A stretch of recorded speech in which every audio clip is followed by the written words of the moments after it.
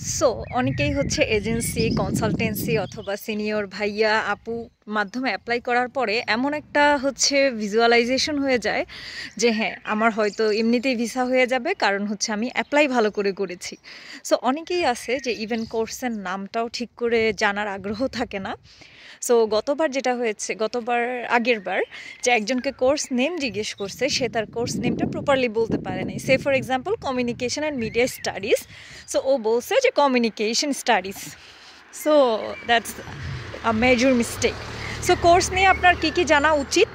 Course name, how many semesters do you have, about your course curriculum, like few subjects that you are going to study, and when your course start and when your course ends, and how much tuition fee you apply for the visa. So এই কিছু বিষয় সম্পর্কে একদম clear concept রাখা উচিত।